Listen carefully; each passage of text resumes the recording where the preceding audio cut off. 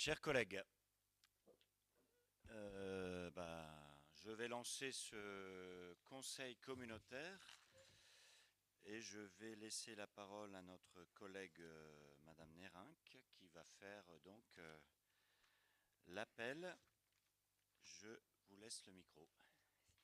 Didier Dalloy, Luc Foutry, Guy Schrive, José Roucou, absent excusé donne procuration à Monsieur Clément, Philippe Delcourt, Arnaud Autin, Léon Piercot, Franck Sarr, Frédéric Prindalier, Cathy Poitvin, Olivier Vercruise, Bernard Chocrot, Bernadette Sion, Christophe Thiebaud, Pascal Fromont, Benjamin Dumortier, Marion Dubois, Frédéric Minet, Michel Dupont, Anne Vauquier, Régis Buet, absent excusé donne procuration à Monsieur Piquet, Isabelle Lemoine, Marcel Procureur, Thierry Deporter, Jean-Louis Dauchy, Vinciane Faber,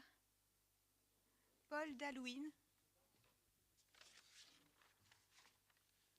François Hubert Descamps, Anne-Sabine Pless, Christian Deveau, Pascal Delplanque, Ludovic Roard, Karine Gau, Michel Piquet, Frédéric Zimzac, absent excusé donne procuration à Monsieur Dauchy, Gilda Grivon, Bruno Ruzinec, Valérie Nérinck présente, Coralie Cellier, absente excusée donne procuration à Monsieur Ruzinec, Thierry Lazaro, absent excusé donne procuration à Monsieur Foutry, Marie Citers, Didier Vibo, absent excusé donne procuration à Madame Citers, Sylvain Clément, José Duhamel, Luc Monet, Joël Duprier, Michel Maillard, absent excusé donne procuration à Madame Vauquier, Nadège Bourgalkos, Guillaume Fluet, Alain Duchesne, Alain Boss,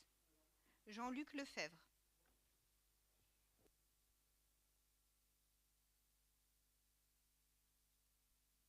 Merci, le quorum est donc atteint.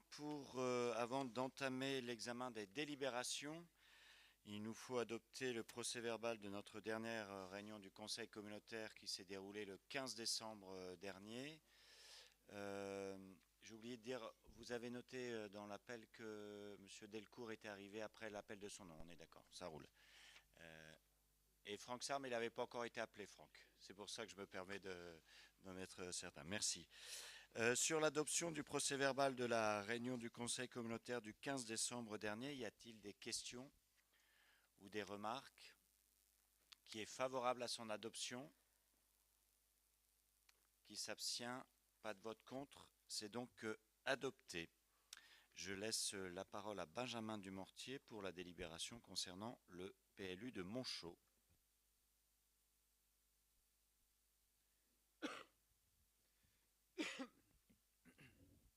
Bonsoir à tous. Donc le PLU de Monchaux, l'approbation de la modification. Il s'agit d'une modification de droit commun du plan local d'urbanisme de Monchaux qui a pour objet d'ajuster plusieurs points réglementaires. Et il s'agit aussi de sécuriser les autorisations d'urbanisme en limitant les marges d'interprétation réglementaires. De plus, la modification visait à modifier la cartographie et le règlement graphique du plan local d'urbanisme. Donc l'enquête publique, le commissaire enquêteur a émis un avis favorable au projet assorti d'une recommandation. Et les pièces relatives à l'approbation de la modification de droit commun du PLU étaient donc jointes au dossier. Donc vous avez normalement eu le loisir de les consulter.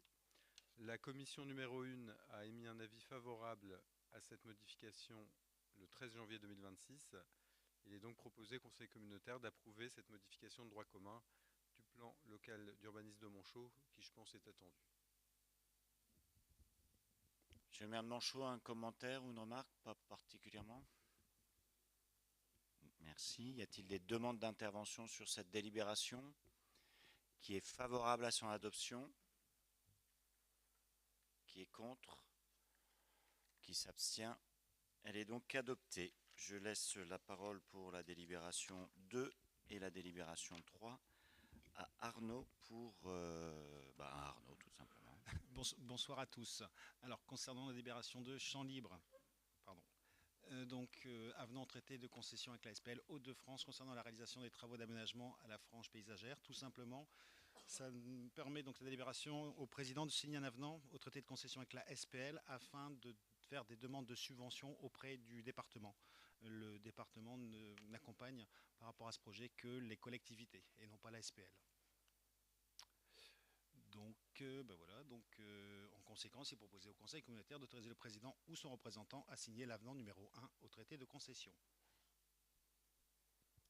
Y a-t-il une demande d'intervention, une remarque, complément sur cette délibération 2? Ça nous permettra d'avoir plus de financement, enfin obtenir le financement que nous visons. Qui est favorable? Qui s'abstient? Pas de vote contre. C'est donc adopté. Je vous remercie. La délibération 3. Alors, signature d'une convention pour le comité local d'aide au projet CLAP avec la mission locale Métropole Sud de Lille. On a dernièrement d'ailleurs signé avec le Douaisis, avec la mission locale du Douaisis, la même chose. Et donc le CLAP, c'est un soutien technique, une écoute et des réponses par rapport à des créateurs d'entreprises jusque 30 ans. Un soutien logistique, mais aussi un soutien financier. À ce titre, vous avez une synthèse des créateurs d'entreprises qui ont été financés, accompagnés depuis 2020, je crois, donc dans l'élément qui nous a été joint. Donc il est proposé d'allouer au titre de l'année 2026 une subvention à hauteur de 4 576 € au CLAP. Donc ça a été vu en commission 2.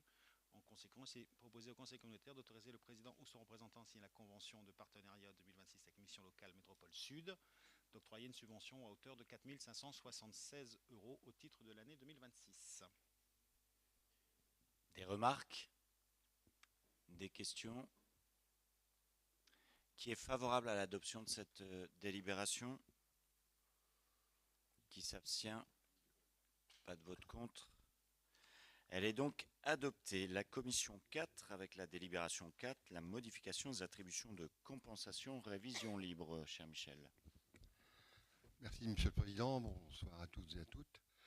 Effectivement, la délibération 4 qui vous est proposée ce soir concerne la modification des attributions de compensation et on vous propose ce soir une révision libre dans la continuité des échanges qu'on a déjà eus depuis le 7 juillet.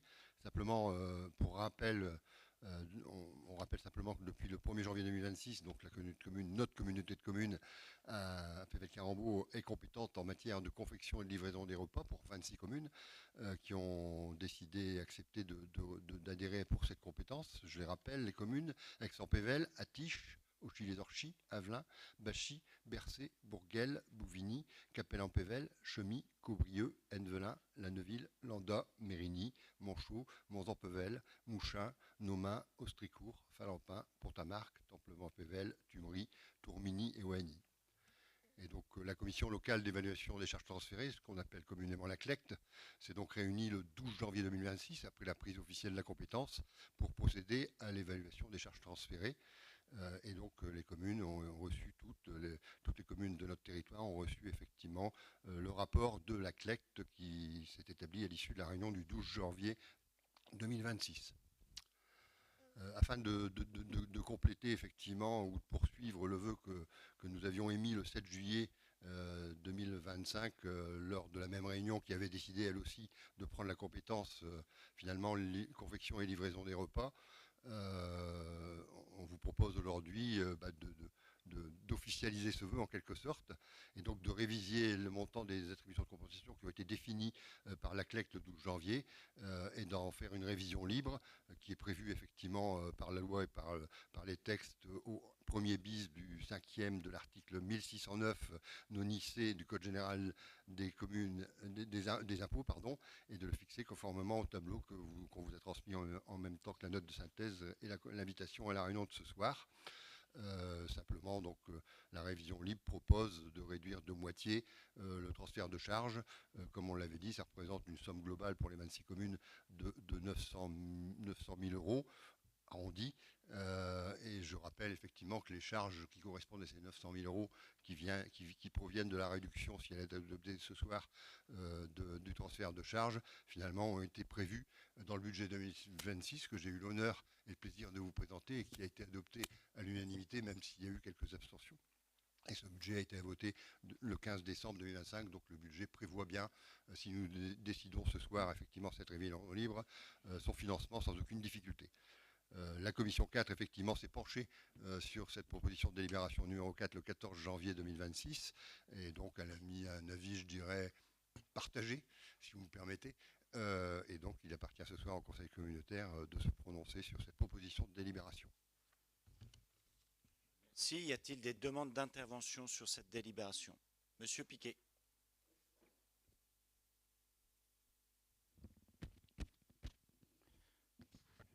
Merci, Monsieur le Président. Oui, il ne s'agit pas pour moi de revenir sur un vote régulier qui a permis une prise de compétence confection et livraison des repas par la communauté de communes, même si je pense que cette décision a été quelque peu faussée par un vœu émis par le Conseil communautaire de réduction de 50% des AC. Et cette prime à l'adhésion a amené la décision de quelques élus, et ils ne l'ont pas caché, afin d'opter pour que la compétence soit prise par la communauté de communes.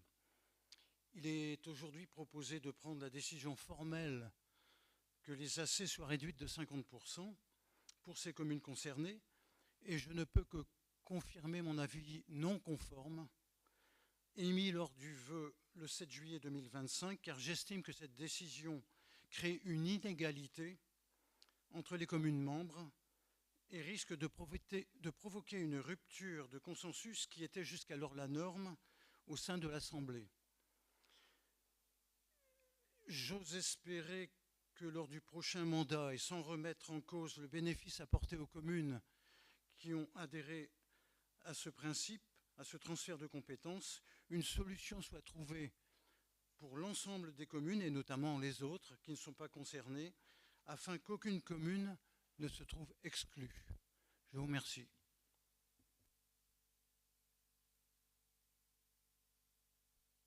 Merci. Y a-t-il d'autres demandes d'intervention sur le sujet? Oui. Madame Wauquiez.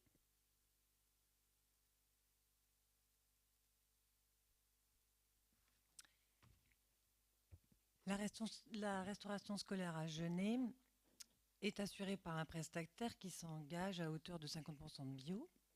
C'est un choix de l'équipe municipale qui participe à la limitation d'intrants chimiques dans notre alimentation, nos sols, notre eau. Il nous apparaît donc injuste d'être exclus des attributions de compensation alors que nous participons à notre échelle à la santé publique. Il nous reste aussi à décider si cette cuisine fonctionnera en régie ou en DSP, ce qui a aussi des incidences budgétaires. Et nous voudrions savoir si, dans le cadre d'un transfert de compétences, est-ce qu'une commune peut faire marche arrière? Alors, dans le cadre d'un transfert de compétences, la loi prévoit tout. En fait, on peut rendre la compétence demain, on peut reprendre la compétence quand on est une commune, ça c'est aussi possible. On peut décider ici de mettre fin à l'exercice d'une compétence. Il y a des process et des procédures qui sont évidemment prévus par la loi. Tout cela dans le cadre des engagements qui sont pris dans les prises de compétences. Donc c'est une possibilité que je n'imagine pas, ça s'est jamais fait, mais enfin la loi le prévoit. Sur le traitement qui pourrait apparaître comme inégal, c'est nos statuts. Et c'est la loi, c'est-à-dire que nous appliquons la loi à travers nos statuts. Donc si je prends par exemple les statuts qui ont été faits d'ailleurs pour faire au plus près des communes, vous parliez de l'envie des communes, vous parliez de consensus, Monsieur Piquet, et je crois que c'est dans ce sens-là d'ailleurs que sur la compétence animation jeunesse, nous avons rédigé les statuts, puisque la commune d'Orchy ne souhaitait pas déléguer cette compétence à l'intercommunalité. C'est pour cela qu'on a rédigé dans nos statuts la capacité de ne pas prendre pour les communes de plus de autant d'habitants. ce qui, de fait, interdit, au fond, toutes les décisions que nous prenons pour améliorer, quelque part, la compétence animation jeunesse. Ça ne profite pas, ça prend sur le budget communautaire, mais ça ne profite pas, j'allais dire, à la commune d'Orchy. Donc, c'est la loi, et c'est la loi que nous proposons d'appliquer, quoi, tout simplement. Alors ici, on ne va pas, je pense, dans cette décision, refaire effectivement tous les débats que nous avons eus l'an passé, qui ont été fort productifs et fort intéressants, mais il s'agit effectivement de faire dans une délibération, conformément à ce que nous avions voté dans le cadre du vœu dans la prise de compétences, puisque les deux allaient de pair, ça je le revendique, même si ça interroge certains sur la motivation. Je l'ai dit jeudi, on n'a pas trouvé tous les arguments pour convaincre, mais j'espère qu'on y arrivera bien la fois prochaine ou au fur et à mesure de nos débats. C'est de mettre dans une délibération, puisqu'il fallait le faire après l'avis de la commission locale des charges d'évaluation des charges transférées, et c'est ce que nous proposons de faire ici. Voilà. Donc, oui, on peut reprendre une compétence. D'autres communes peuvent venir sur cette compétence, c'est-à-dire à chaque changement de statut.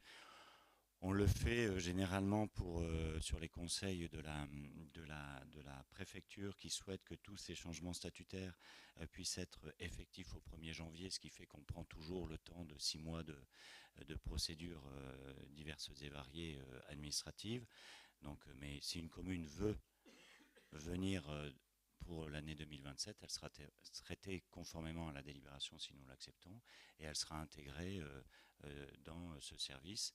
Encore une fois, nous expérimentons ici. J'ai pas eu connaissance, mais bon, je n'ai pas un savoir encyclopédique, loin de là, de tout ce qui se fait en France sur les intercommunalités.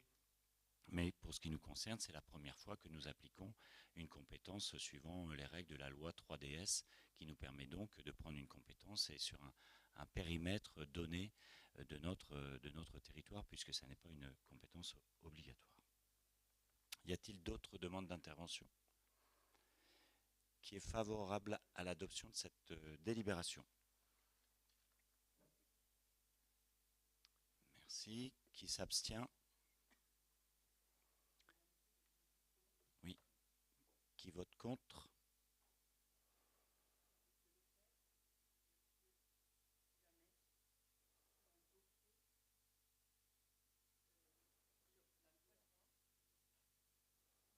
Monsieur Roy et Monsieur Piquet. Vous avez levé avec vos procurations ou pas? Oui. Moi, vous les avez, de toute façon. On les a, excusez-moi. Je vous remercie. La délibération 5 est suivante sur les fonds de concours, si vous voulez bien présenter en même temps. Oui, tout à fait. Donc, on vous propose maintenant 6 délibérations concernant l'attribution de fonds de concours, dont 2 concernent le fonds de concours spécifique dédié à la vidéoprotection. Donc, la délibération 5 concerne un fonds de concours sollicité par la commune d'Aix-en-Pévèle, qui envisage la création d'une liaison piétonnière Grand Place et rue d'Orchy, dont le montant total des travaux est estimé à 235 155,80 €. Et donc la commune d'Aix-en-Pévèle sollicite un versement d'un fonds de concours de 18 finalement 470,14 € pour financer ce projet, qui permettra aussi finalement de solder l'enveloppe attribuée à la commune sur la période 2022-2026. Toutes ces délibérations relatives au fonds de concours ont reçu un avis favorable de la commission 4 lors de sa dernière réunion. Je poursuis pour la deuxième délibération sur les fonds de concours. Oui, tout à fait. Donc la délibération 6 concerne la commune, cette fois-ci de Beuvry-la-Forêt, qui envisage de faire des travaux d'aménagement de la rue Saint-Martin pour un montant de travaux estimé à 206 360,80 81.1. Et donc, comme il n'y a pas d'autre financement que le fonds de concours de PVL Carambeau sur ce projet, la commune nous sollicite à moitié, puisque c'est le seuil maximum que l'on peut accorder, à hauteur de 103 180,40 €. Et donc, pour la commune de Beuvry-la-Forêt, il restera disponible au niveau du fonds de concours 2022-2026, 20 285,33 €. La délibération suivante, la délibération 7, concerne la commune de Chemy, qui nous sollicite pour l'octroi d'un fonds de concours pour l'aménagement, les travaux d'aménagement du parking ou d'un parking rue du Château, dont le montant global est estimé à 85 800 € hors taxe. Et donc le fonds de concours sollicité s'élève à 24 272 € et permettra de solder la dotation que Chemy a obtenue au niveau du fonds de concours pour la période 2022-2026. Ensuite, pour le dernier fonds de concours sur la dotation générale, il s'agit pour la délibération numéro 8 de la sollicitation de la commune d'Hérain, qui finalement envisage la reprise d'un passage piéton et l'aménagement de ce passage et de l'accotement en trottoir devant la ferme Haut-Hérain, située rue Nationale. Le montant des travaux s'élève à 30 085 € hors taxe, et la commune nous sollicite pour un montant de 13 345 €, qui est l'équivalent de l'autofinancement que mettra la commune d'Hérain pour ce projet. Et il restera donc à Hérain un solde disponible de 16 511,36 € pour solder l'enveloppe 2022-2026 de son fonds de concours. Ensuite, les deux délibérations suivantes concernent des fonds de concours sur la vidéoprotection. La première, la délibération numéro 9, concerne la demande de la commune d'Auchy-les-Orchies, qui a un projet effectivement de vidéoprotection à hauteur de 86 542,13 €. Le fonds de concours est plafonné à 30 000 € par commune, c'est ce que nous avions décidé tous ensemble, mais en plus le critère c'est qu'effectivement le fonds de concours que l'on verse au titre de la vidéoprotection ne peut excéder 30%. Aussi on ne pourra accorder sur les 30 000 € dont pouvait disposer Auchy-les-Orchies que 25 972,64 € pour ce projet de vidéoprotection. Il restera donc 4 037,36 € de disponible à la commune d'Auchy-les-Orchies pour effectivement solder son fonds de concours spécifique à la vidéoprotection. Et le dernier fonds de concours sur la vidéoprotection, lui aussi, concerne la commune de Sizouin, qui a un projet donc de vidéoprotection de 99 998,66 €. On l'a arrondi à 100 000 € parce qu'il était difficile de ne pas verser la totalité du fonds de concours de 30 000 €, même si on aurait dû couper les centimes d'euros en quelques morceaux et laisser 3 centimes d'euros de solde disponible. Donc je vous propose, c'est tordre un peu la règle des 50%, de 30%.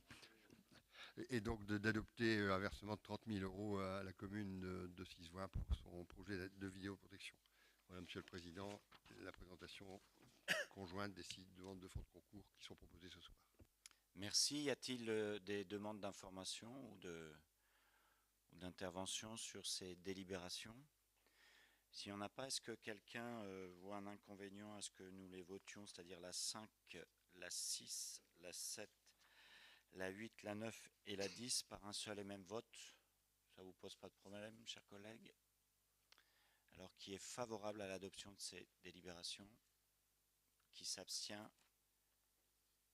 Pas de vote contre non plus. Elles sont donc adoptées à l'unanimité. Nous avons le vote du règlement intérieur des agents de PVL Carambeau. Je vous laisse la parole, Monsieur le Vice-président. Merci, Monsieur le Président. On a prévu une projection qu'on va parcourir rapidement puisqu'elle fait quelques feuilles. Je pense qu'on a une présentation. Voilà, merci. Effectivement, qui synthétise, mais de manière assez large, le projet de règlement que vous avez reçu. Alors l'idée ce soir, c'est effectivement d'aboutir à la fin de ce mandat avec un règlement intérieur qu'on adoptera, et je l'espère ce soir, qui finalement a permis de restructurer et conclut finalement la restructuration globale et la consolidation de la gestion des ressources humaines dans ce mandat-ci. Alors simplement, on rappelle qu'on a la possibilité pour les collectivités locales d'établir un règlement intérieur.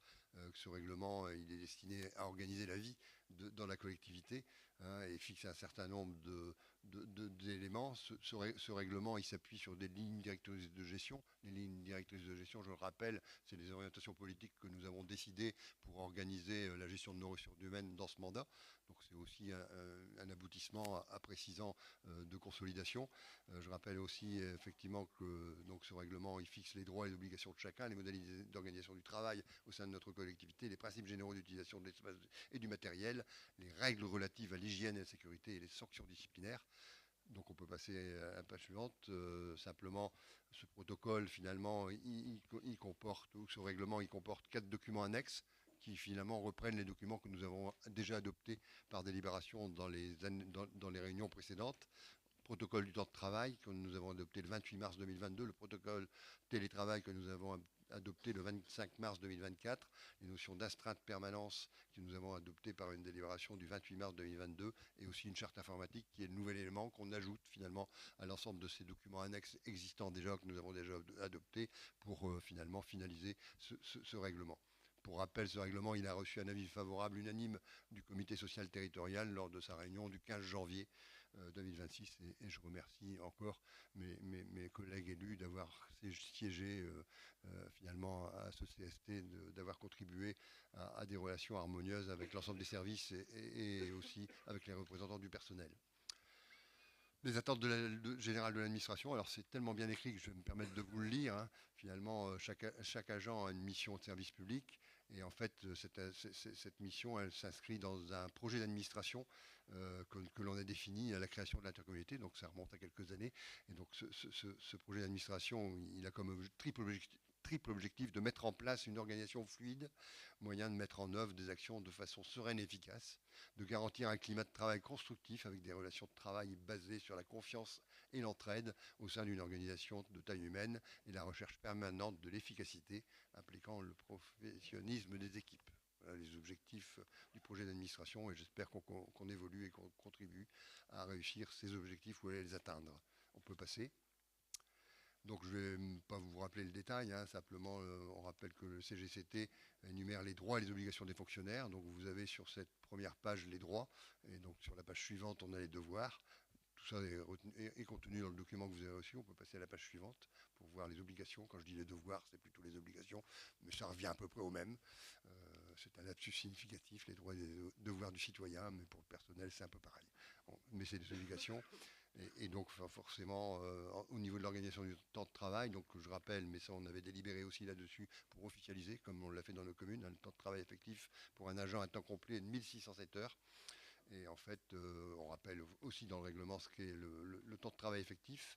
Et bien sûr, on doit garantir à chaque agent un temps de travail encadré pour préserver sa santé. Hein, donc il y a un certain nombre de règles, de durée maximale quotidienne, durée maximale hebdomadaire, et tout ça c'est régi par le règlement pour notre organisation. Le protocole du temps de travail, effectivement, je l'ai déjà dit, a été adopté le 28 mars 2022. Hein, il fixe finalement les différentes modalités d'organisation du temps de travail, les congés, les RTT, et comment on peut suivre effectivement que les droits et les obligations de chaque agent est bien respectés dans les deux sens. On peut passer à la page suivante. Les horaires donc, sont arrêtés effectivement par l'autorité territoriale sur proposition des responsables de service et aussi après avis du comité social territorial. Par exemple, quand on décide de fermer Terrabuno pendant l'été, pendant les vacances d'été, bah, c'est bien le CST qui doit se prononcer, donner un avis par rapport à ces périodes de fermeture. Et effectivement, les journées de travail des agents de PVL Carambos sont réparties en deux catégories. D'abord des horaires fixes qui sont liés aux contraintes de service. On citera la piscine d'Orchies, le portage de repas, Terrabundo et aussi les services techniques. Et aussi pour les autres pour l'autre catégorie d'agents, des horaires variables pour lequel effectivement la journée de travail comprend des plages fixes et des plages variables afin d'assumer les 1607 heures de travail annuelles qui sont demandées à chaque agent. Les spécificités, l'autorisation de télétravail, nous avons délibéré là-dessus le 25 mars 2024, je dis bien, les astreintes et permanences ont été définies par une délibération toujours la même date, 28 mars 2022. Et on a aussi précisé dans le règlement qu'on vous propose à l'adoption ce soir que chaque agent peut assurer, sur certaines règles et sous certaines conditions, des dons de congé à un agent public dans des cas très précis pour permettre à ces agents qui rencontrent des difficultés, effectivement, de pouvoir avoir finalement des congés et des périodes de disponibilité supplémentaires dont il peut bénéficier pour accompagner un membre de sa famille ou une période très difficile à titre privé. On rappelle aussi que les locaux et le matériel ont été mis en place et mis à disposition de l'agent. Donc à chaque nouvelle arrivée, on définit par un livret d'accueil l'ensemble des conditions d'utilisation des locaux et du matériel. Et on définit aussi dans le règlement les conditions d'utilisation des véhicules communautaires et quand ils ne sont pas suffisants, comment les agents peuvent utiliser leur véhicule personnel et sous quelles conditions. L'usage du matériel informatique, donc ça c'est le focus sur la charte informatique qui rappelle toutes les précautions qu'on doit prendre pour éviter que des malveillants extérieurs viennent perturber toutes les bases de données de notre belle intercommunalité. Donc je ne vais pas les détailler, mais ce sont des règles de bonne conduite et de précaution et de principe de précaution par rapport à tout ce qu'on connaît dans les collectivités, ou tout ce que pourraient connaître et endurer les collectivités locales. On peut passer.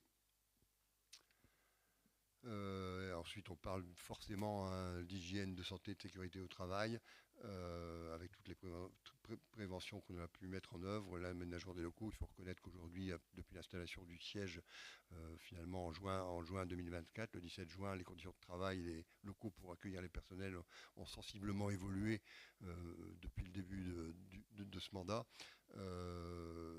Et donc, au-delà de ça, on a un CST qui fonctionne, on a des agents de prévention qui ont fait un travail remarquable, qui permettent effectivement de consolider la protection des agents au niveau de leur santé et protéger leur sécurité au travail. Et à chaque fois qu'on dénote ou qu'on rencontre au niveau du fonctionnement des différents services des pistes d'amélioration, le CST en est saisi, on n'hésite pas effectivement à faire le nécessaire pour que les agents soient dans les meilleures conditions de travail et que leur santé et leur sécurité soient protégés quand ils sont en train d'agir pour Pével-Carambou. Alors, effectivement, le règlement prévoit et rappelle qu'il y a un certain nombre de conduites addictives qui doivent être encadrées, contrôlées, surveillées, et on le rappelle effectivement. On peut passer là-dessus. Et ensuite, on rappelle aussi qu'il y a des droits et des obligations et que si les obligations ne sont pas respectées, des sanctions disciplinaires peuvent être appliquées. Et on rappelle la panoplie de sanctions disciplinaires qui existent pour la gestion des collectivités locales et des salariés territoriaux. Donc le règlement, je vous rappelle, a reçu un avis favorable du CST le 15 janvier. Il vous est proposé ce soir de l'adopter. Et si nous l'adoptons, on vous propose de le faire entrer en vigueur au 1er mars 2026, ce qui veut dire qu'on aura consacré ce mandat à consolider ce règlement, à l'établir, à renforcer l'organisation et les fondations qui permettent aux agents de bien travailler à Pével-Carambou. Je voudrais remercier à cette occasion toute l'administration générale qui a construit et écrit ce règlement, le directeur général bien sûr, des services et l'ensemble des équipes qui ont pu construire ce règlement. Moi je ne fais que le présenter et je remercie aussi bien sûr l'ensemble des salariés et les représentants du personnel qui ont contribué à construire ce règlement, puisque s'il a été adopté à l'unanimité au CST, c'est bien qu'il y avait un accord à la fois des deux parties, de l'administration générale et des agents, pour qu'il puisse entrer en vigueur sans aucune réserve. Je vous remercie de votre attention. Je suis prêt à répondre à vos questions si vous en avez. Y a-t-il des questions ou des remarques? Avant de passer au vote, je vais me joindre à tes remerciements en te remerciant, Michel, mais en remerciant également l'ensemble des élus qui participent à ce travail CST, Didier Dallois, Thierry Deporter, Madame Nérinck et puis également Frédéric Pradalier, parce que si nous avons des agents qui sont engagés comme ça aussi pour notre collectivité, c'est parce qu'ils trouvent aussi dans le dialogue que nous menons avec eux, sous ta houlette, de quoi nourrir justement ce dialogue positivement, donc c'est pas rien.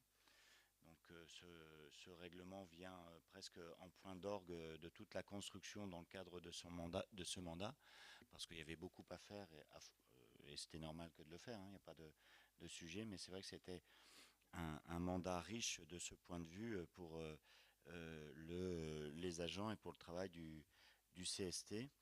Donc bravo à nos représentants, parce que c'est vous que nous avons voté, vous l'avez fait le job convenablement, et plus que convenablement d'ailleurs. S'il n'y a pas de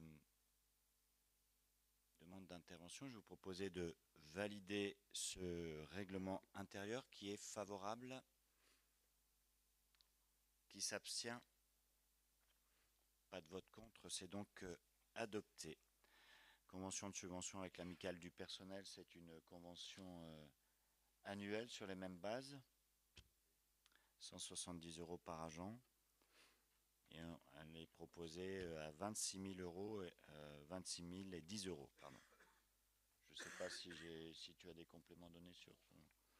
Est-ce qu'il y a des questions sur cette délibération 12 qui est favorable à son adoption, qui s'abstient, pas de vote contre, elle est donc adoptée. La modification des effectifs, y a-t-il... Vas-y Michel. Une modification traditionnelle, simplement pour préciser effectivement que dans cette modification des effectifs, on prolonge ou on recrée un contrat de projet pour une durée d'1 an par rapport à l'animatrice de Terrabundo, puisque le contrat était de 3 ans et il s'achève, donc il faut le prolonger. C'est ce qu'on vous propose, notamment dans les autres modifications du tableau d'effectifs qui apparaissent également.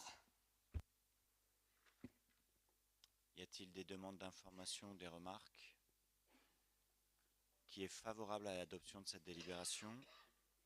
Qui s'abstient? Pas de vote contre, elle est donc adoptée. La délibération 14. Alors, nous avions délibéré pour préciser le régime indemnitaire du cadre d'emploi des éducateurs en activité physique et sportive le 17 novembre 2025.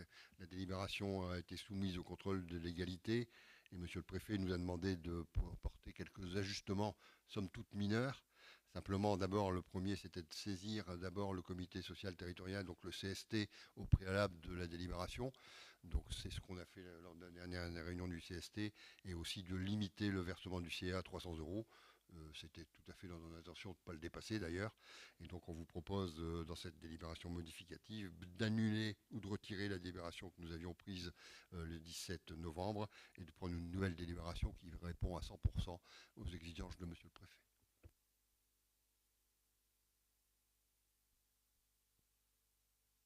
Si Monsieur le Préfet le demande, on va s'exécuter, puisque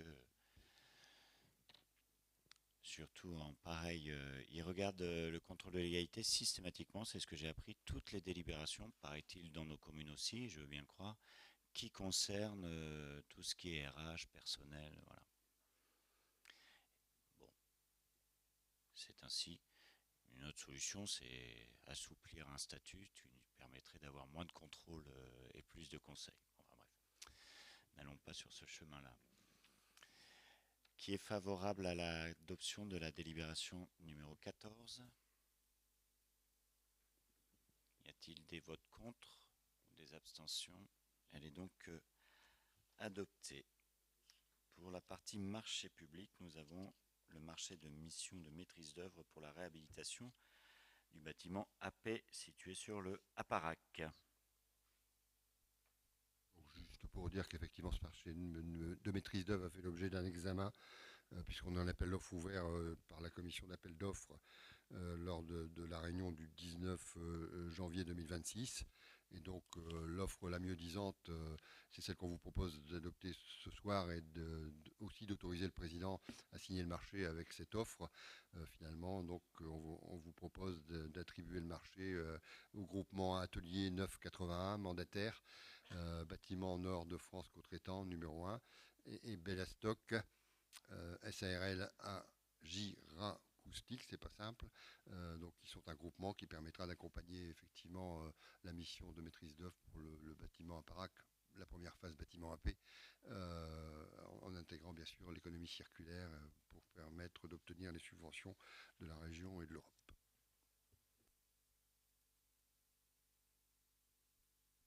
De ce marché est estimé à 367 500 € hors taxe. Y a-t-il des questions sur cette délibération? Qui est favorable à l'adoption de la délibération 15? Les abstentions, des votes contre, elle est donc adoptée. Nous avons une cession de parcelle à Monchaux. On ne va pas le détailler, vous l'avez vu dans la note de synthèse, c'est en fait une parcelle qui n'est plus utile, qui était avant la FEAL, qui nous l'a rendue quand on a pris la compétence. Il y avait un transformateur dessus, il n'y est plus. Et le riverain se propose de racheter pour l'intégrer à son terrain. Monsieur le maire de Monchaux nous a sollicité sur le sujet. Après une grande réflexion, nous avons décidé voilà. On n'en a pas l'utilité. Bon, on l'a évalué, c'est 20 euros, c'est ça le mètre carré. Hein. C'est 8 mètres carrés si je dis pas de bêtises. Voilà. C'est pas ça, c'est pas avec ça qu'on va. Enfin là, on brade pas, je tiens à le dire. Donc ça va parce qu'il n'y a pas d'estimation domaniale. Donc, sinon, on n'aurait pas encore eu la possibilité de le vendre. C'est une blague, excusez-moi. Y a-t-il des questions sur cette délibération 16 ?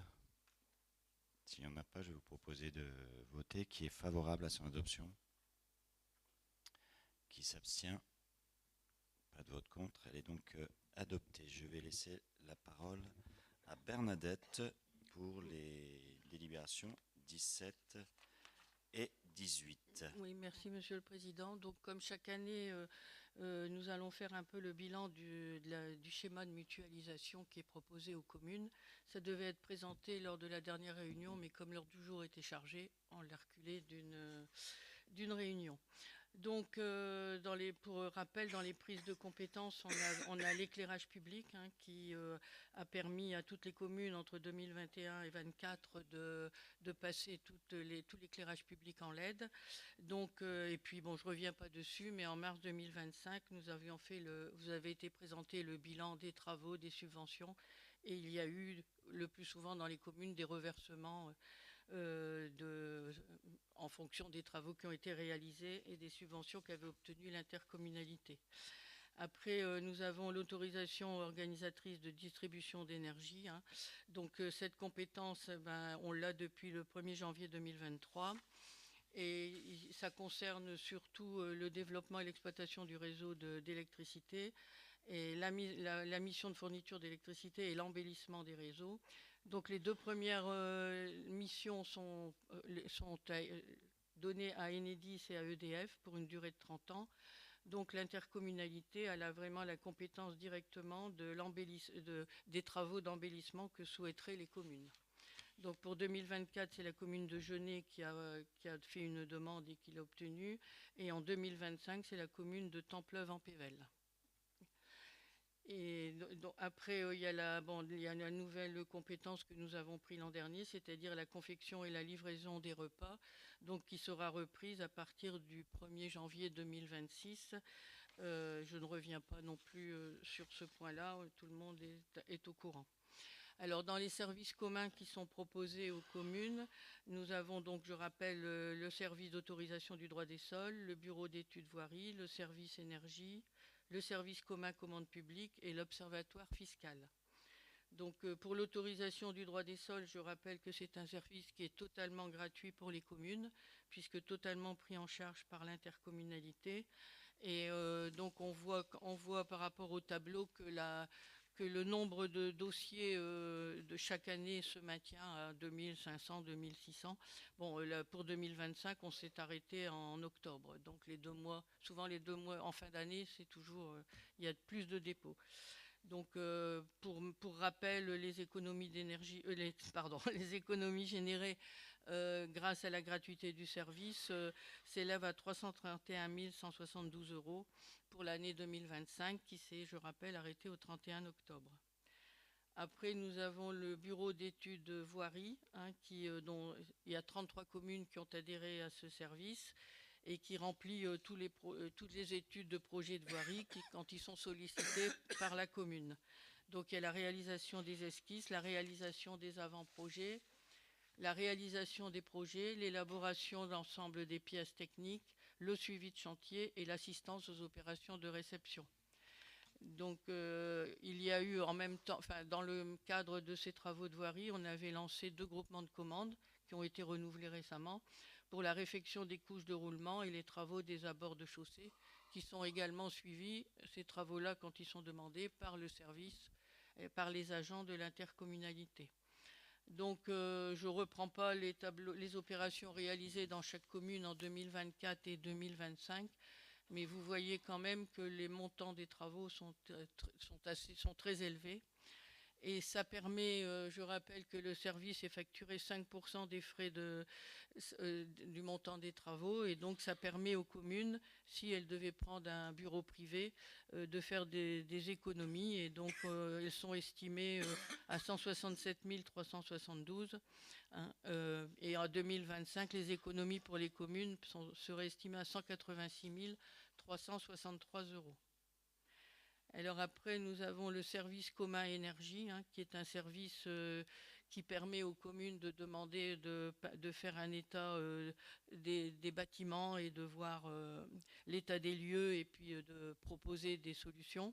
Donc en 2024, il y a eu quelques communes, et en 2025, il y en a eu beaucoup plus il y a eu 24 états des lieux en 2025.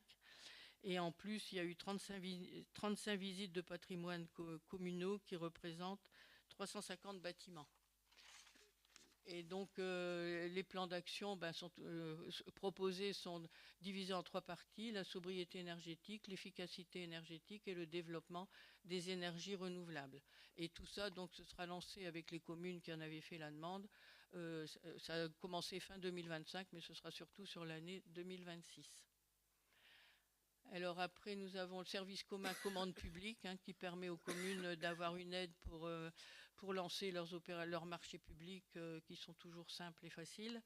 Et donc, c'est une participation financière est demandée aux communes, hein, qui est sur la base d'un forfait de 225 €.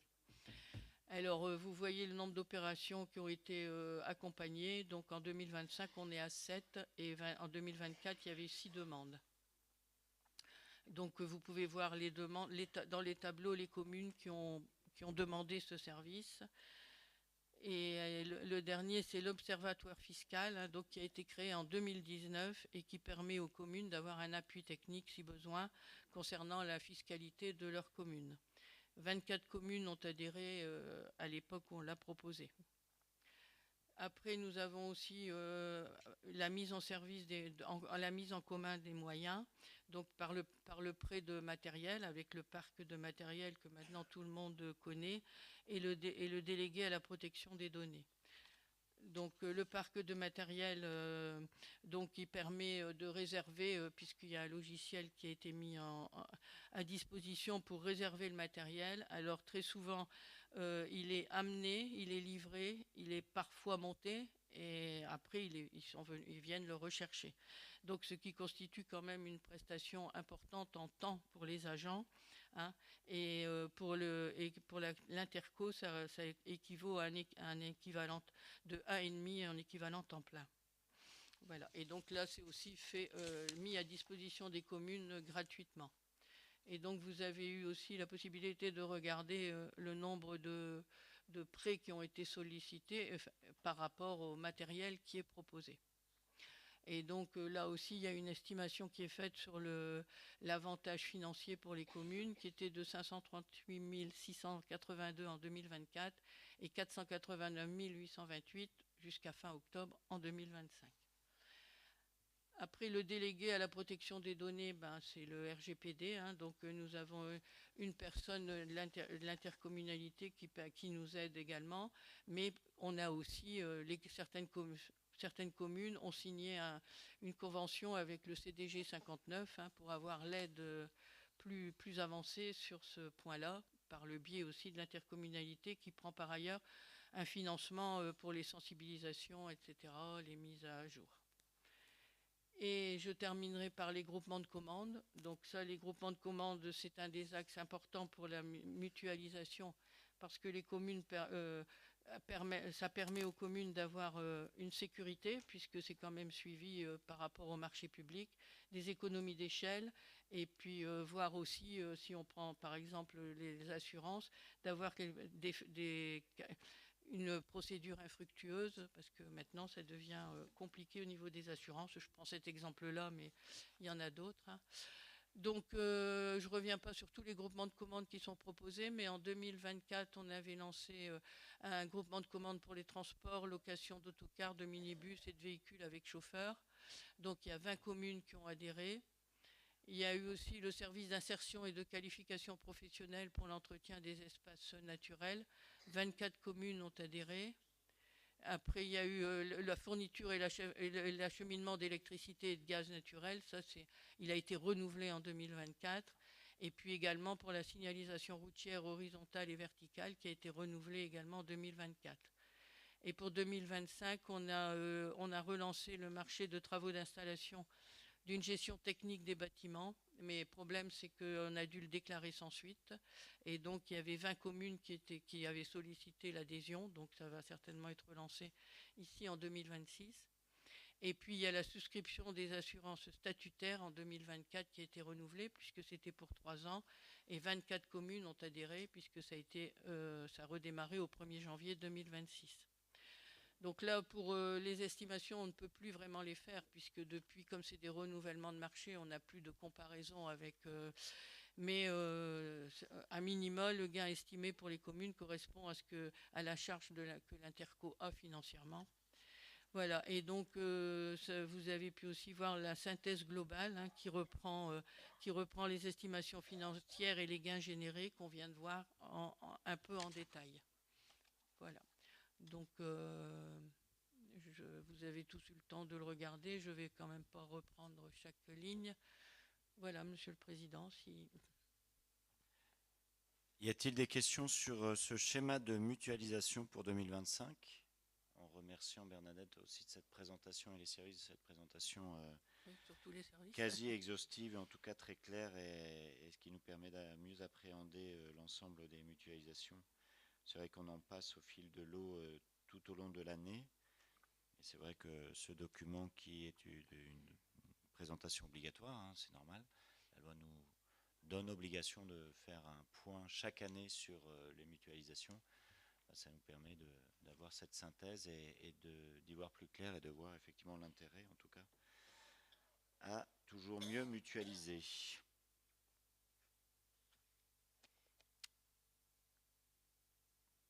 Silence de cathédrale, qui est favorable pour l'adoption de cette délibération 17. Pas d'abstention, pas de vote contre. Une petite idée, peut-être pour l'avenir, pour celles et ceux qui continueront le travail intercommunal, puisque nous avons cette capacité technique, administrative, à organiser cette mutualisation. Peut-être que nous pourrions, puisque j'ai vu que ça se faisait dans d'autres territoires, organiser des mutualisations, des groupements d'achat en fait, même pour les habitants.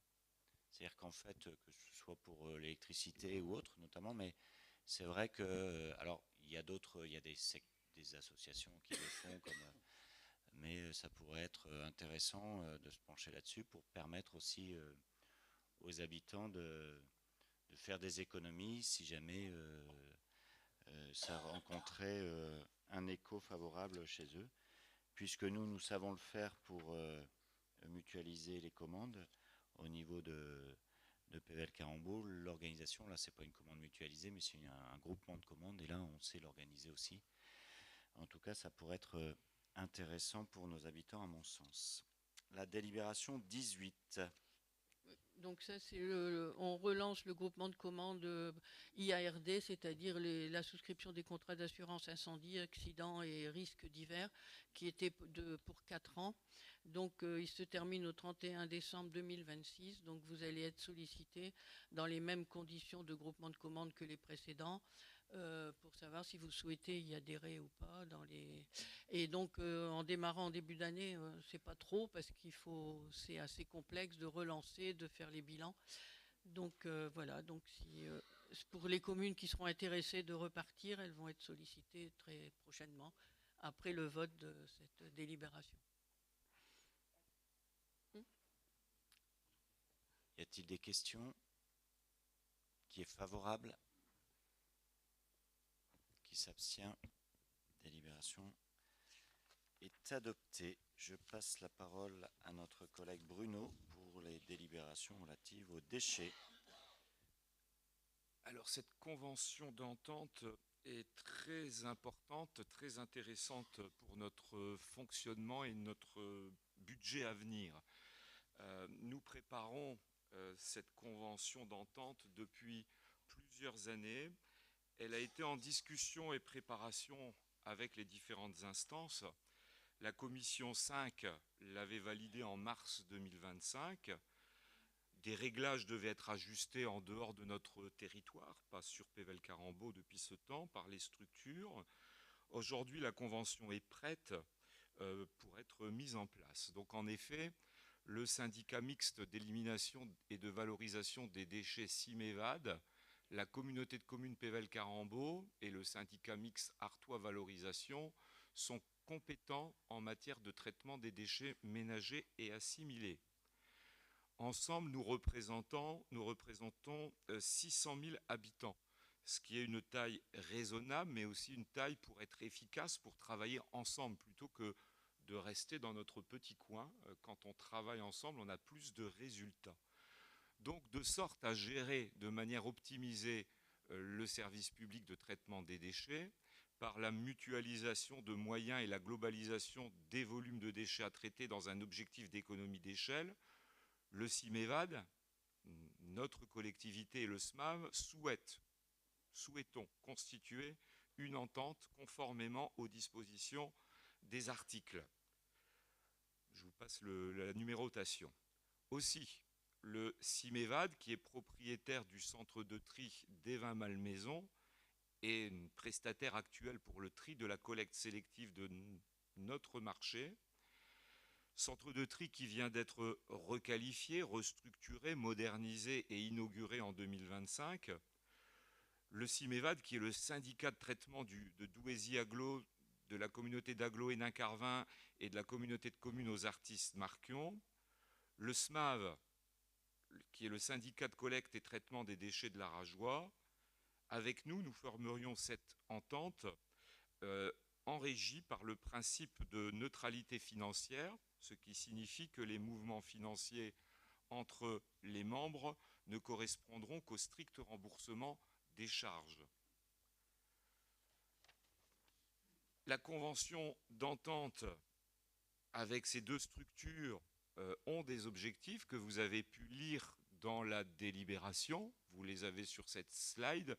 Je peux vous en faire lecture, mais vous en avez sans doute pris connaissance et je me contenterai que de relire. Donc je vous laisse peut-être le temps de les observer, de me poser des questions éventuellement si vous voulez quelques informations complémentaires. Et aujourd'hui, donc, cette convention, si on ne la prend pas, on ne pourra pas l'appliquer par la suite. Suivra, si on prend cette convention ensemble, des conventions d'application qui viendront détailler la coopération sur des thématiques particulières. Donc la convention d'entente avec le Cimévad et le SMAV aurait une durée illimitée, mais dans 10 ans, on aura quand même l'obligation de revoir la copie.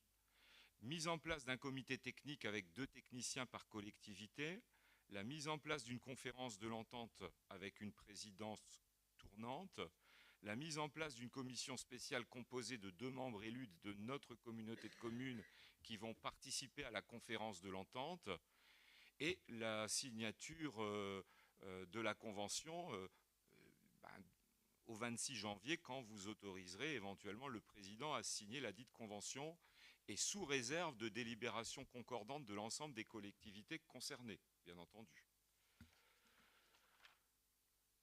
Les conditions et donc la mise en place de cette convention et son champ d'application, l'intitulé « Co-gestion du centre de tri », durée 10 ans, préavis pour sortir de la convention 6 mois, c'est là où on a quand même une contrainte, le paiement d'une indemnité financière devant couvrir le préjudice subi par les autres membres du fait de cette décision de retrait pendant 3 ans, prix révisé chaque année en fonction des charges réelles sans marge, c'est là où on ne doit pas trop se poser de questions aujourd'hui, on a tout intérêt à y aller, sinon on sera tributaire d'un marché beaucoup plus important.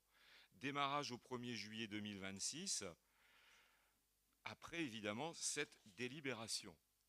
Le CIMEVAD s'engage à compter du 1er juillet 2026 à mettre à disposition des membres de l'entente son centre de tri pour l'accueil de nos déchets, d'assurer le tri des déchets de chaque collectivité, d'accueillir des groupes scolaires ou adultes dans le pavillon de la communication, ce qui est déjà régulièrement réalisé. La CCPC s'engage, elle, à compter du 1er juillet 2026, à livrer les quantités d'emballage papier, soit de 70 à 100% du gisement collecté. Pour rappel, aujourd'hui, nous sommes déjà dans l'obligation d'emmener une partie de nos gisements actuels chez Paprec à Arnes. D'abord parce qu'on ne peut pas faire autrement. Et deuxièmement, ça nous donne quand même aussi une sécurité, on assure un débouché ailleurs.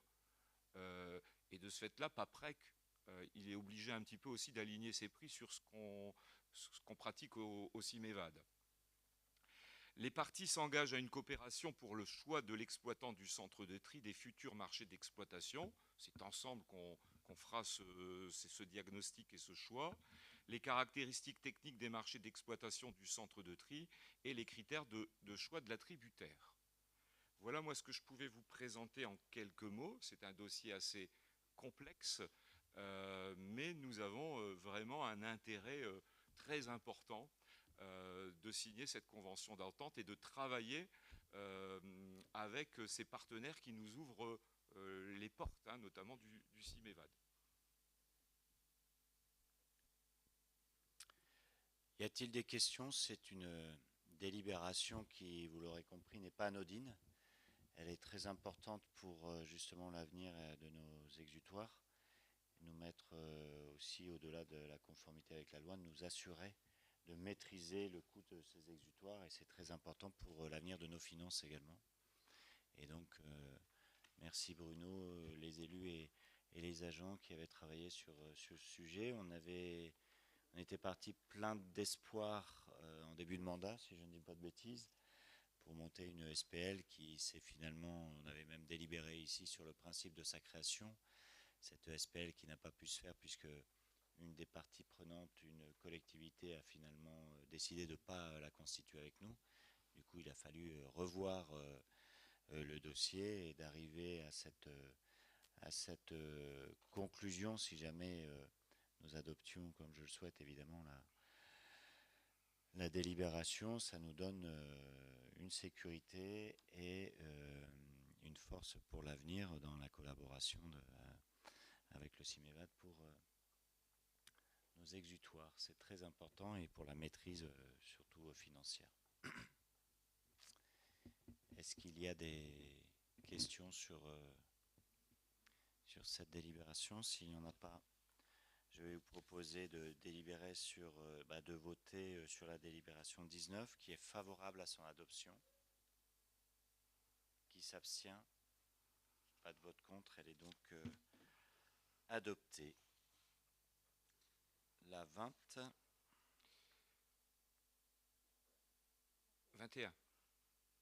On n'a pas délibéré sur la 20. Et c'est la convention qui suit avec... Qui suit. On va la voter quand même parce que on a voté que la 19, on ne va pas prendre c'est lié. de risque. Oui, tout à fait, c'est lié à la convention puisque nous allons devenir utilisateurs co-gestionnaires finalement du centre de tri du CIMEVAD. C'est bien, je ne dis pas de bêtises, hein, c'est bien celui qui sert de lieu pédagogique aussi à nos, je voulais être certain de ne pas dire de bêtises, à nos élèves. Donc régulièrement, ce centre de tri était bien conçu parce que je pense que sa conception a été conçue justement pour permettre d'accueillir du public et donc de bien voir les opérations de tri et de permettre là en l'occurrence à nos enfants, à nos écoliers de visiter dans le cadre de leurs travaux scolaires sur le sujet. Qui est favorable à la délibération 20, qui est liée à la 19. Pas d'abstention, pas de vote contre, je vous remercie. Et donc après la 20, la 21. Alors justement, aussi bien chez Paprec, hein, à Arles, mais notre gisement est beaucoup moins important chez Paprec, tant mieux. Mais notamment la récente évolution au CIMEVA nous permettent par des adaptations techniques de ce centre de tri, qui sont en contrat avec Pével Carambeau, de permettre une production d'un flux de petits aluminiums issus du tri des collectes d'emballage, recyclage du territoire de Pével Carambeau, du type capsule café en aluminium. Donc le déploiement du projet métal par l'ARCA vise à développer et soutenir le tri des petits aluminiums. Donc l'ARCA, c'est l'Alliance pour le recyclage des capsules en aluminium. Donc dans cette convention de partenariat, en fait, rien ne change pour nos habitants. Le transport des poubelles de recyclage va se poursuivre, hein, le bac jaune vers les centres de tri. Là, ils seront séparés des emballages en aluminium des autres emballages. Ils vont passer dans un four à pyrolyse et ces petites capsules, cet aluminium récupéré ainsi, pourra servir par exemple pour fabriquer des vélos, des ordinateurs ou des moteurs de voitures. Donc le projet métal prévoit un soutien de 300 € tonne de petits aluminiums recyclés qui s'ajoutent au soutien de l'éco-organisme Citeo, 470 € tonne. Cette convention implique notamment de prévoir un envoi de balles de petits aluminiums vers une filière éligible, l'obligation de mentionner spécifiquement les capsules de café comme éléments recyclables à trier sur les supports de communication, l'obligation de reporting de tonnage sur le portail dédié des collectivités pour toucher les soutiens de Citeo et de l'ARCA, la réalisation de caractérisation sur le flux entrant et le flux des petits aluminium avant mise en balle à hauteur d'1 fois par trimestre. Une fois que toutes ces conditions seront mises en place et ces critères d'éligibilité sont déjà respectés par notre façon de trier, tout ça pour dire que finalement, comme il y a 40 tonnes, c'est quand même énorme, 40 tonnes hein, de petits aluminium, on aura 12 000 € par an qui vont rentrer logiquement dans nos caisses en complément de ce qu'on fait, l'effort qui est produit en parallèle. Voilà, si vous permettez de signer cette convention, on estime à 12 000 € d'entrée complémentaire dans nos caisses. C'est pas pour autant qu'il faut continuer à boire du Nespresso, absolument. J'ai pas fait de pub, hein. Il y a aussi Nestlé, j'aurais pu oui. Signaler, monsieur le président. Excusez-moi. Mais en gros, c'est ça. C'est capsules en alu, oui, tout à fait. Oui, c'est de l'alu, là, oui, bien sûr. Y a-t-il des questions sur cette convention? S'il n'y en a pas, qui est favorable à son adoption? Qui s'abstient? Pas d'abstention, pas de vote contre. La délibération est adoptée. Nous avons une délibération 22 qui concerne à la fois la commission culture, mais aussi le projet CADA. Donc je pense que peut-être, mesdames les vice-présidentes, vous allez présenter cette délibération à deux voix. Enfin, je vous laisse, merci, je vous laisse faire, mesdames. En fait, la signature avec l'association On fait un jeu intervient déjà beaucoup dans nos médiathèques. Donc là, cette convention a été bien sûr examinée en commission culture, tourisme, sport. Et nous avons trouvé que c'était extrêmement intéressant, surtout que je vais donner la parole tout de suite à Nadège, parce qu'en fait, il y a une nouveauté par rapport au travail qu'elle effectuait avant, c'est-à-dire qu'elle est extrêmement tournée vers les seniors. Et donc, c'est pour ça que je vais donner la parole à ma copine. Merci Joël. En effet, nous travaillons beaucoup depuis notre adhésion à la CADA avec On fait un jeu. Alors, il y a eu plusieurs actions qui ont été mises en place, certaines qui ont pris de suite et d'autres pour lesquelles il faut continuer de travailler et peut-être de voir un peu les choses différemment. Je vais vous donner quelques actions. Donc, il y a la ludothèque à domicile. Donc, la ludothèque à domicile consiste en fait, on fait un jeu d'initier les bénévoles des associations style t'as un ami, les petits frères des pauvres, à les initier au jeu et que lorsque ces personnes-là qui font du bénévolat viennent chez nos seniors un peu isolés, puissent jouer avec eux, en fait les initier et que ce soit pas juste un échange verbal, mais ce soit plus dans le jeu. Voilà, ça change un petit peu des discussions et puis on s'aperçoit aussi que certaines personnes âgées aiment beaucoup le jeu. Donc ça, c'est une première action qui est actuellement qui a un peu de mal à démarrer parce que il est très difficile de trouver des bénévoles dans ces associations, mais on y travaille ensemble et on sent que cela va aboutir.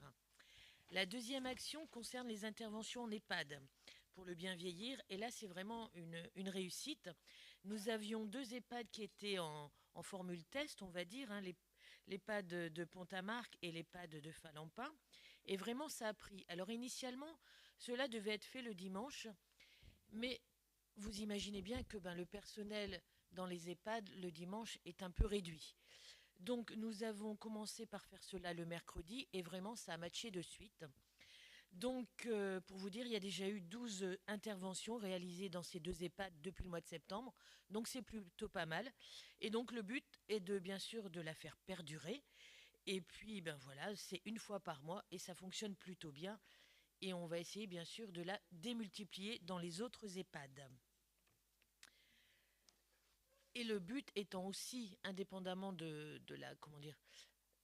ce jeu qui est fait le mercredi, et que ce jeu soit aussi fait en famille le dimanche.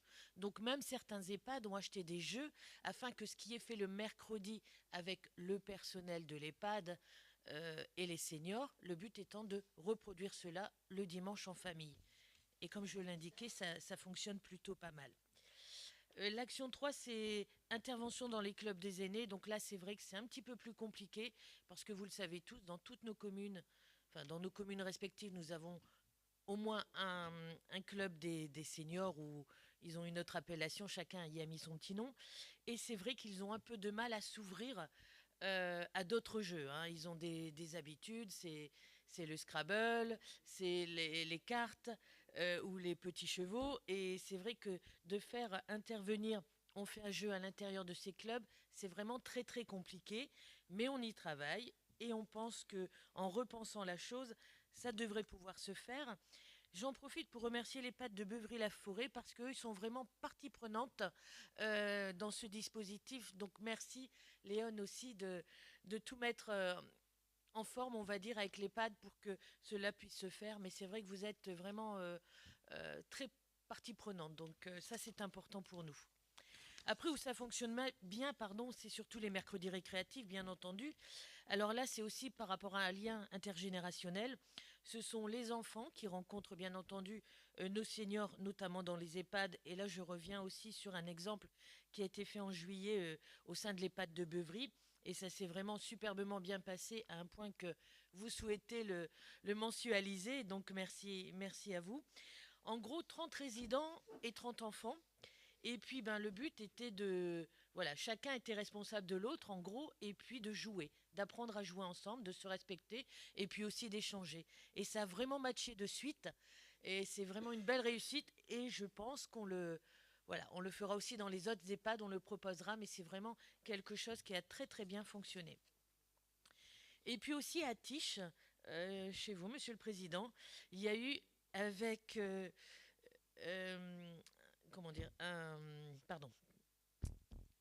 l'association On fait un jeu, la création d'un grand jeu de piste. Mais alors ça, malheureusement et heureusement, cela ne peut se faire que pendant les grandes vacances. Pourquoi ? Lorsque vous avez des petites vacances, par exemple à la Toussaint ou en février ou en avril, ceux qui n'ont qu'une semaine, comme ça prend 4 journées en gros, ça vous mange la semaine. Donc vous ne faites pas autre chose. C'est pour cela que c'est quelque chose qui est proposé plutôt sur les temps de centre de juillet ou du mois d'août, parce que 4 demi-journées, ça permet de faire autre chose les autres semaines. Et c'est vrai qu'il y a eu 24 jeunes, notamment des préados, qui ont participé à la création de ce jeu dans la ville d'Atiche d'ailleurs, et ça a eu un beau succès, un grand succès. Donc voilà, on souhaite le renouveler aussi dans les autres communes qui sont intéressées pour la création d'un jeu afin de créer un jeu dans leur propre commune. Et ensuite, l'action 6, donc là, en effet, c'est redécouvrir, refaire découvrir aux jeunes de jouer un jeu de société. Parce que vous le savez, nos jeunes jouent beaucoup, mais en réseau, sur les jeux vidéo. Et nous, on souhaite vraiment leur faire à nouveau découvrir ou redécouvrir le jeu de société classique. Donc ça peut être, enfin je ne vais pas citer des noms parce que sinon, voilà, après on va me dire que je fais de la publicité pour certains et pas d'autres. Mais enfin voilà, tous les jeux possibles en société, c'est d'encourager ces jeunes à les redécouvrir et bien sûr de jouer en famille. Donc là, c'est quelque chose qu'on va relancer, ressolliciter parce que c'est un petit peu de mal à démarrer. Et puis aussi, on souhaite qu'il y ait un jeu sur le PAT, le plan alimentaire territorial. Ça, c'est quelque chose d'important, vous le savez, pour notre intercommunalité. Et donc, le but, c'est de peut-être créer un jeu par rapport à cela. Et donc, ça n'a pas encore été fait, mais on souhaite vraiment que cela... Enfin, c'est un projet et on souhaite vraiment que cela voie le jour. Voilà en gros pour les actions, mais il y aura encore plein d'autres choses et n'hésitez pas si vous avez des questions à revenir vers moi par rapport à cela ou si vous avez des souhaits, bien sûr, pour votre commune. Voilà, Président. Y a-t-il des demandes d'intervention sur cette convention? À noter que c'est une belle association, mais c'est une structure associative. On fait un jeu qui a une partie... Pardon? Qui est basé à Envelin, oui, qui était créé à Tiche, néanmoins. Oui. Mais bon, c'est pas ce que je voulais dire en fait, mais puisque vous me forcez à le dire, je le dis. Non, plus sérieusement, qu'il y a une... Surtout, alors ça tombe comme ça, aujourd'hui, vous l'avez lu, dans l'actualité, il a beaucoup été question d'interdiction ou de limitation d'utilisation des portables pour nos jeunes. Et c'est vrai que le fait de partir sur des jeux de société, des jeux qui font du lien entre les personnes et dans la famille, ça a été le but premier du créateur de l'association, un but de parentalité, d'aide à la parentalité à travers le jeu. C'est vraiment cette ambition-là qui a été portée depuis presque une dizaine d'années maintenant. Et donc, cette structure associative peut vraiment venir, à travers cette convention, qui sera, à mon sens, à renforcer et à développer, vraiment un partenaire de nos politiques éducatives ou dans le cadre de la CADA, comme tu l'as expliqué, Nadège. On va dire aussi que les financements qu'ils avaient obtenus de la part de la CAF sont aussi, par la force des choses, amoindris. Et donc, il est important que nous puissions, tant que faire se peut, être à côté de cette association qui, je le redis, a une utilité très forte dans l'aide à la parentalité et pour recréer du lien et aussi à tout ce qui est la lutte contre un certain nombre de maladies dégénératives. Voilà ce que je voulais vous dire avant de voter. Qui est favorable à la délibération 22? Qui s'abstient? Qui vote contre? Elle est donc adoptée. La délibération 23, Madame la vice-présidente.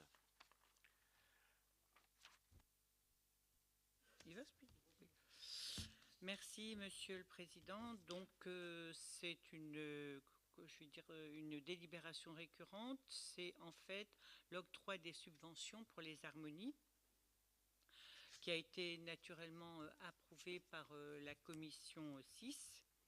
Donc, je rappelle la règle. Les harmonies touchent 2 000 € de subvention. Et en plus, certaines ont 200 ou 400 € supplémentaires s'ils se produisent dans d'autres communes que la leur, uniquement lors des fêtes patriotiques. Donc, voilà ce qui est demandé. 2 200 en faveur de la fanfare L'Avenir d'Auchy-les-Orchies. 2 000 € en faveur de l'harmonie de l'école de musique Florian Soufflet de Beuvry-la-Forêt. 2 400 en faveur de l'Avenir de Bourguel, 2 000 € en faveur de l'harmonie L'Avenir Canfinois de Canfin en Carambeau, 2 200 € en faveur de la lyre coutichoise de Coutiche, 2 000 € en faveur de l'Union musicale de Gondecourt, 2 200 € en faveur du Pével Paille Band de Mérigny, 2 000 € en faveur de la Montchelloise de Monchaux, 2 200 € en faveur de l'Harmonie de Mons-en-Pévèle, 2 000 € en faveur de l'Harmonie municipale de Mouchin, 2 000 € en faveur de l'Harmonie de la Maison de la Musique de Nomain, 2 000 € en faveur de l'Harmonie de l'Académie de musique d'Orchy, 2 000 € en faveur de l'Harmonie La Concorde d'Ostricourt, 2 000 € en faveur des Amis réunis de Pont-à-Marc, 2 000 € en faveur de l'Harmonie de l'École de musique de Saméon, 2 200 € en faveur de l'Harmonie de Templeuve-en-Pévèle, 2 000 € en faveur de la fanfare de la Concorde de Tumeries et 2 000 € en faveur de l'orchestre régional du Pévèle mélantois de Tourmigny. Donc, le versement sera bien évidemment effectué sous réserve de la présentation du dossier de demande de subvention complet. Y a-t-il des demandes d'intervention sur cette délibération? S'il n'y en a pas, je vais vous proposer de la valider. Qui est favorable à la délibération 23? Qui s'abstient? Une abstention. Qui vote contre? C'est adopté. La délibération 24. Alors la délibération 24, là, c'est une convention avec l'association Les Amis de la Musique en vue de l'octroi de la subvention.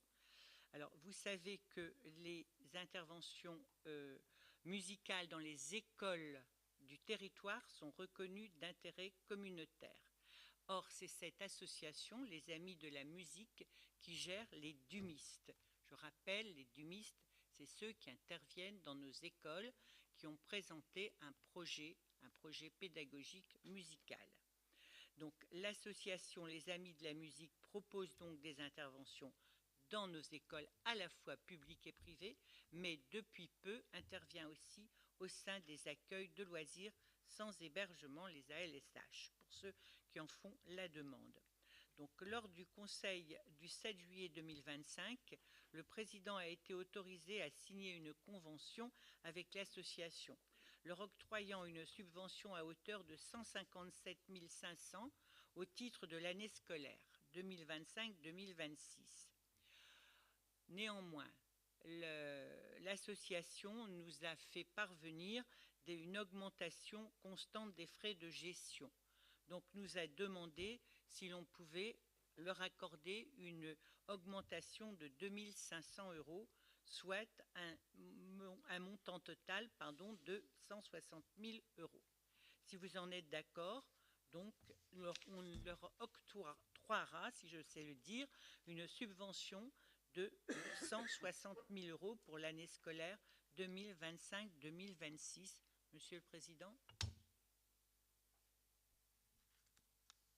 Qui souhaite intervenir sur le sujet? S'il n'y a pas de demande d'intervention, qui est favorable à l'adoption de cette délibération? Qui s'abstient? Pas de vote contre, elle est donc adoptée. Je voulais dire sur les dumistes en général, et comme nous participons, je pense, soit directement, soit indirectement tous au conseil d'école, et dans les écoles, conseil d'école élémentaire, il est bon aussi de rappeler, quand ça n'est pas fait, que c'est grâce à notre décision collective que cet apprentissage musical se fait dans nos écoles. C'est pas pour se gratter le ventre, c'est pour aussi donner à voir les actions concrètes de l'intercommunalité, y compris auprès des familles. Tout à fait. Parce que c'est vrai que du MIS, tout ça, c'est parfois un peu le financement un peu obscur. C'est grâce à la décision aux décisions que nous prenons ici que cela est possible. Donc grâce à PEL Carambeau. Jean-Louis, vous voyez, la culture n'a pas été dernière cette fois-ci. Juste avant-dernière. Merci, Monsieur le Président, pour donc cette délibération 25, où il vous est proposé de renouveler donc la convention avec la société publique locale pour l'année 2026, concernant la gestion et l'exploitation de la salle omnisport, Pévèle Carambeau Arena et le centre culturel Le Paquebot à Orchy. J'espère que j'irai au bout. Alors cette convention est identique en tout point à la convention de 2025, sachant qu'aujourd'hui on a une réflexion qui a été amorcée d'ailleurs cette année en 2026, suivant les modalités de mise en œuvre des préconisations de l'audit pour la convention donc 2027, cet audit qui vous a été présenté en mois de décembre 2025. Alors pour reprendre quelques points donc, de cette convention 2026, donc la SPL s'engage à la gestion administrative et financière du paquebot et de la PVL Carambeau Arena, la mise en place de la billetterie du paquebot, de la PVL Carambeau Arena également, la perception des recettes sur les clients, l'accueil du public, la promotion du paquebot et de la PVL Carambeau Arena, l'information aux usagers, la commercialisation et le développement des équipements de toutes leurs dimensions, la sécurité des installations et des usagers, le respect des normes d'hygiène et de sécurité et l'ensemble des contrôles techniques réglementaires nécessaires, le parfait état de propreté des ouvrages, installations et biens confiés, et la mise en œuvre d'une démarche d'exploitation visant la réduction des consommations des fluides, d'énergie et l'utilisation de consommables éco-compatibles. Pour votre parfaite information sur les activités 2025, on a connu 25 904 entrées pour 97 événements au paquebot, 82 215 entrées pour 51 manifestations, incluant malgré tout les 26 matchs du BCO et ceux pour la PVL Carambeau Arena, ce qui fait un total de 108 119 entrées sur l'année 2025, avec des événements marquants, notamment la PVL Carambeau Arena, où en mars on a eu donc les Harlem Globetrotters, qui est un spectacle de basket avec 4300 entrées. En octobre, un match du BCO qui était le Strasbourg, en Coupe de France, pardon, de Strasbourg BCO, Strasbourg qui est en National 1, avec 4539 entrées. Et puis le salon de la robotique organisé donc par la PVL Carambeau avec 6000 entrées. Donc la subvention de la PVL Carambeau est à hauteur de 668 000 pour une période donc, du 1er janvier au 31 décembre 2026. Voilà, ce montant de 668 000 euros sera versé donc en 3 fois à hauteur de 334 000 euros à la date de la signature, 167 000 au 1er juillet 2026 et 167 000 euros au 1er octobre 2026. Voilà, Monsieur le Président. Merci, c'est un vote un peu traditionnel. Je rappellerai que les administrateurs de la SPL ne peuvent pas participer au vote. Donc ils se reconnaîtront. Donc ils ne votent pas, sinon ils se mettent dans la difficulté. Et dans des difficultés qui pourraient mener loin, surtout en ce moment. Donc je vous invite, chers collègues qui êtes membres de la SPL, administrateur de la SPL, à ne pas participer au vote, ce qui est mon cas d'ailleurs. Donc, ce qui est ton cas aussi, je pense, Jean-Luc. Y a-t-il des questions? Oui.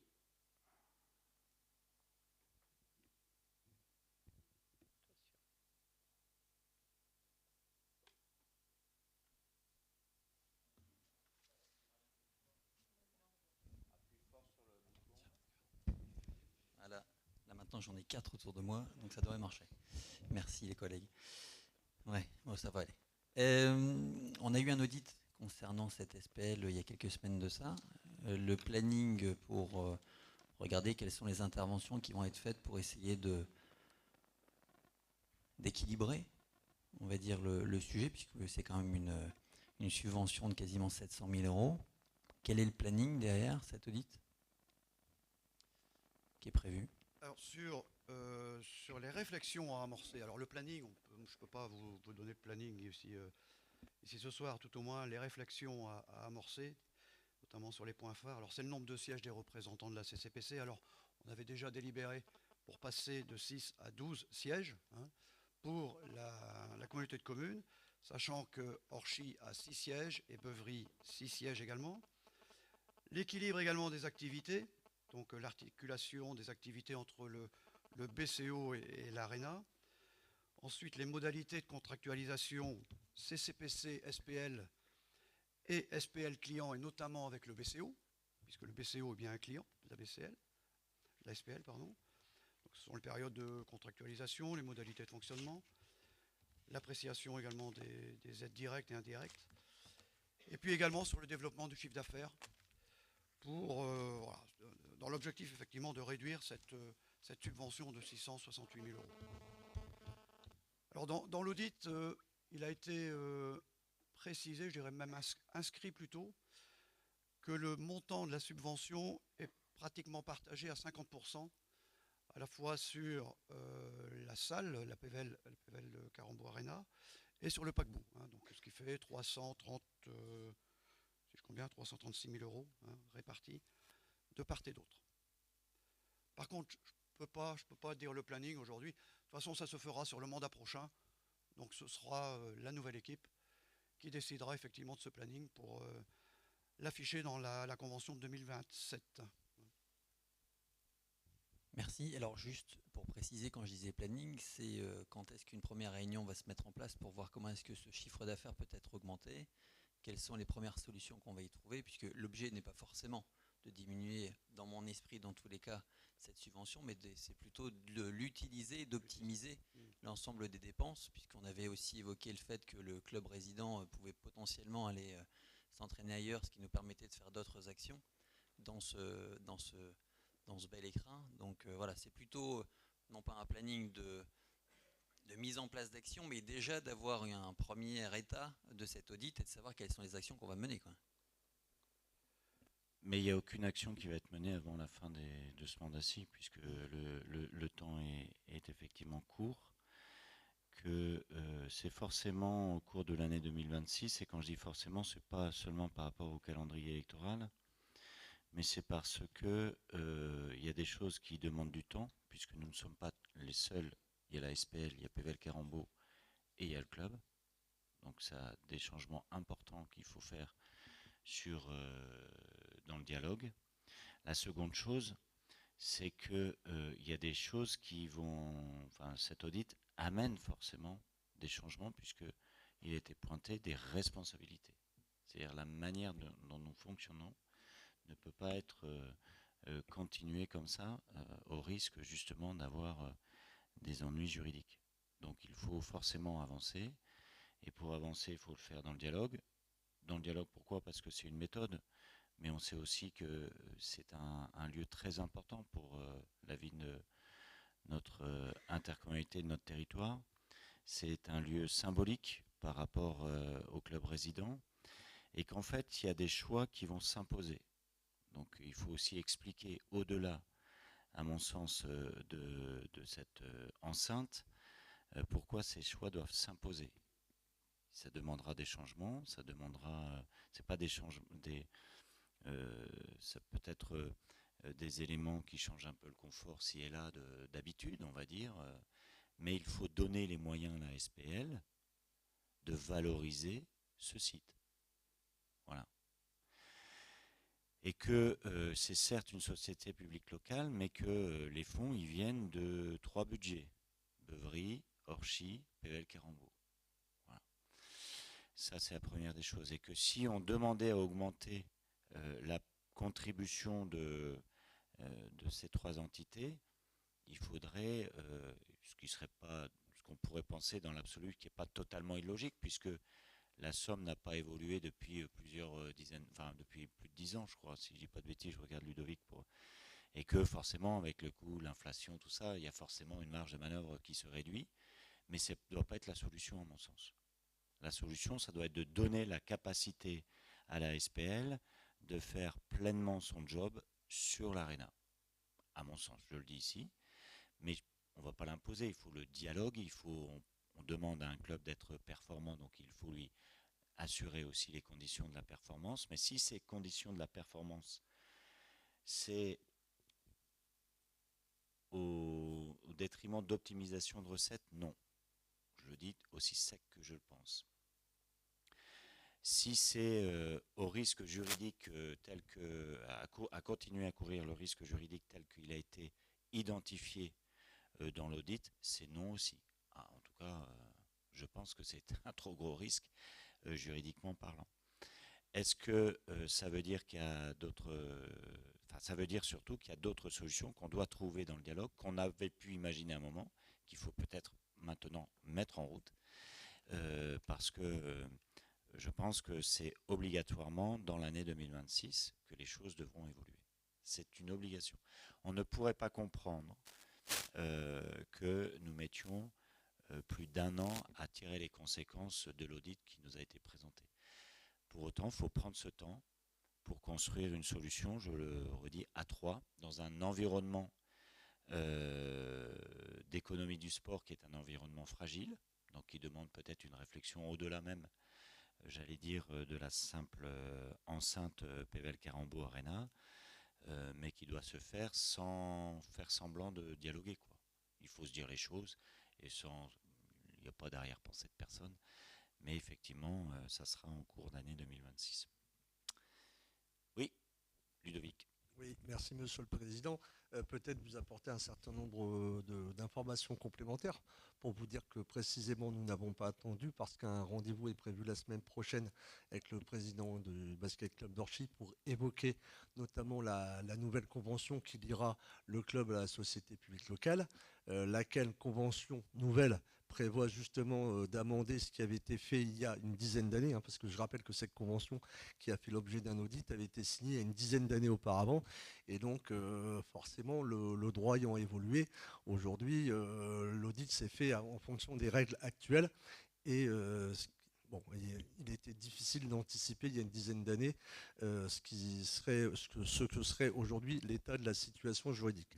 Donc toujours est-il que fort de ce qu'a pu mettre en avant l'audit au niveau d'un certain nombre d'amendements à réaliser sur la convention qui lie le BCO à la société publique locale, fort de cet audit, de notre aide, de notre expert comptable notamment et du service juridique, une nouvelle convention est en cours de discussion avec le Basket Club d'Orchy, et naturellement celui-ci fera l'objet d'une publicité auprès de la communauté de communes et du conseil d'administration de la société publique locale le moment venu.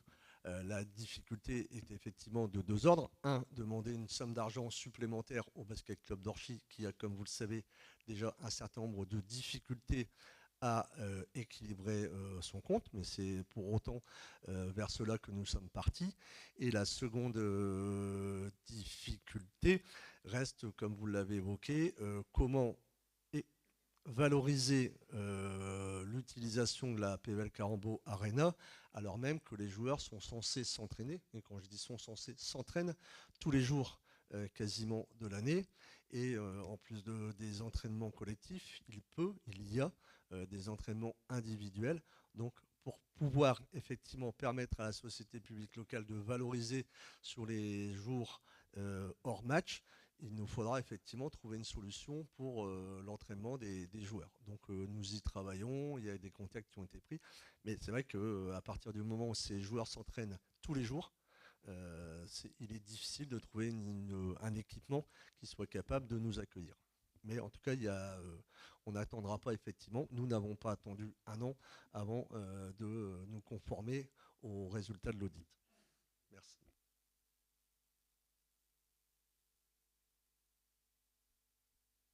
En fait, il faut appuyer très très fort sur le petit bouton argenté. Y a-t-il d'autres questions ou demandes de parole sur cette délibération? S'il n'y en a pas, je vais vous proposer de voter cette délibération 25 qui est favorable, qui s'abstient, qui vote contre. Elle est donc adoptée. Nous n'avons plus de délibération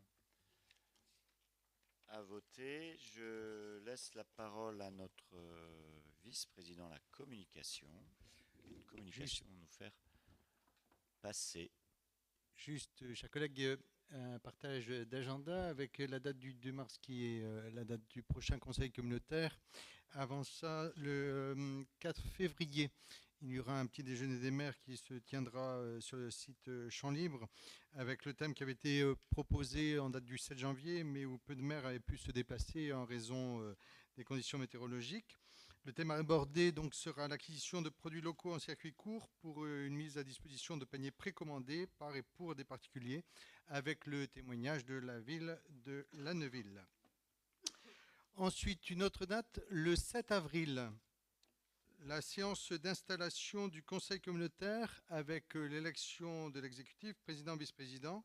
Alors cette date a été arrêtée selon les contraintes des vacances scolaires et juridiques, En effet, la tenue de ce conseil doit avoir lieu au plus tard le vendredi de la 4e semaine qui suit l'élection de tous les maires, soit en cas de deuxième tour dans les communes avant le vendredi 24 avril.